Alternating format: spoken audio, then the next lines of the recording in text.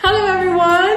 Cheryl Aniahan here again from Saladmaster in Perth, and I want to show you a simple dish today which is roast duck. And I'm going to use our limited edition with the gold inlay, the 7th of the complete gourmet collection, the 6-quart elite sauté. So let's start cooking. Okay, so the first thing that we have to do is to heat up the cookware.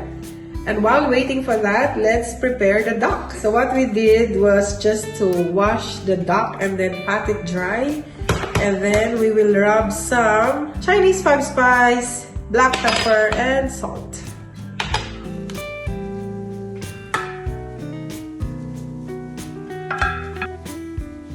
Okay, now it's time to do the water test. Yeah, water dancing. That's the right temperature. Now it's time to put our duck. Okay.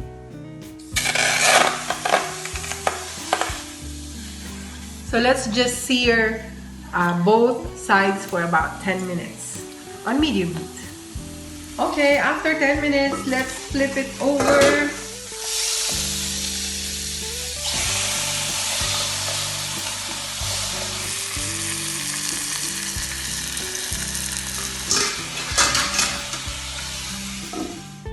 Okay, so after another 10 minutes, this is what it looked like. And let me just remove this one first because I want to remove the extra oil. There's so much oil in this cookware before I continue cooking.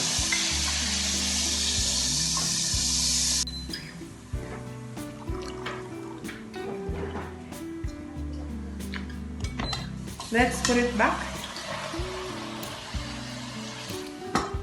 And I'm gonna be roasting it for another 20 to 30 minutes.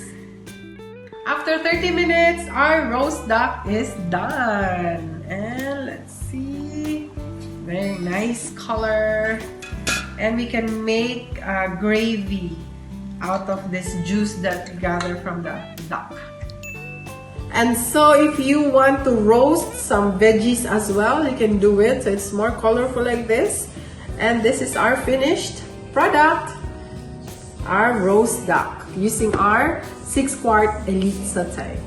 Thank you so much for watching, and if you like this video, don't forget to hit like and subscribe.